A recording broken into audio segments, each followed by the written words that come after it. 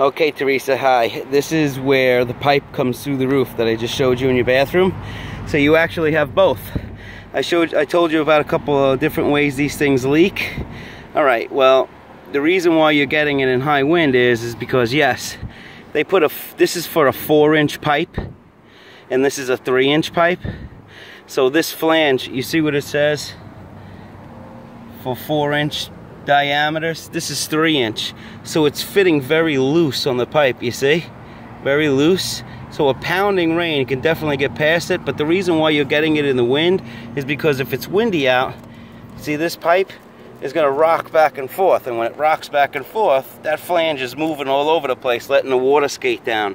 The other thing is when you get high winds is it, like I said, if they didn't put the good vapor seal under here and they were chintzy on the nails, you see how this is sticking up? The rainwater, look, see all that dirt?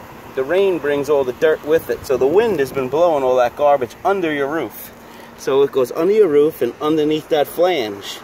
And once it's underneath that flange, this is all hollow underneath here. It just goes right in and right down the pipe. And this will probably come up with my finger, look, because it's plastic, you see?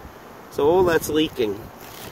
We don't use plastic flanges on anybody's roofs because they never last in the heat. So that's what's going on. When you redo the bathroom, make sure they secure this pipe from the inside nice and tight up against the stud. Okay? So this way when we put a new flange on here, the wind will never move this pipe, which will shake that flange. When the right flange is on there, it's hardly going to move as it is. It's going to be much smaller than this, matter of fact. Okay? So that's the two things that you got going on up here. You need to replace this flange with a new one. Okay?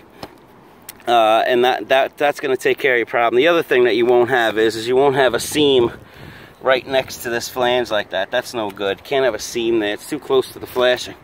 Okay? And then the other diagnostic that I saw is that look how flat this roof is. Okay? There should be a flat roofing system here. Anything less than a 2/12 pitch, which means 2 feet over 12 feet.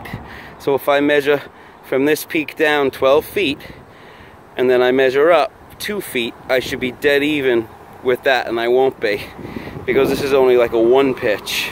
So it should have a flat roof system on here, that's number one. And the reason why that is because it takes too long from the water to get from point A to point B, and it makes it easy for it to find all the nails that's underneath these shingles. You need a nice great pitch like this, you know, for a shingled roof. So, you know, if you do the roof the right way and you're a good roofer, you got a good head on your shoulders, you shouldn't have a problem with shingle, you know, as long as you're not having a ventilation issue, which is what I was telling you about with the rusty nails and all of that inside. And seeing those rusty nails is telling me that you got high humidity and moisture, and that little vent and that little vent isn't going to be enough to get rid of it. So this should be a fan here. There should be a fan up in this attic space with a humidistat on it. The other thing I noticed, I'm going to come down the roof. The other thing that I noticed when I was upstairs is that you have all that insulation running up in the ceiling there, but I didn't see any baffles.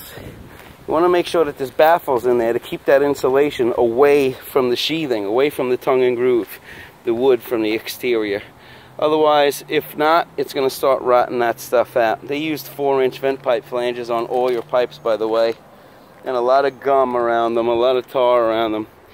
See, this is a 3-inch pipe flange on a 2-inch pipe, so they keep getting it wrong, but I know he had the right ones in the truck. So this one is what belongs on the other flange that you got. See how much smaller it is? Anyway, I'm coming down.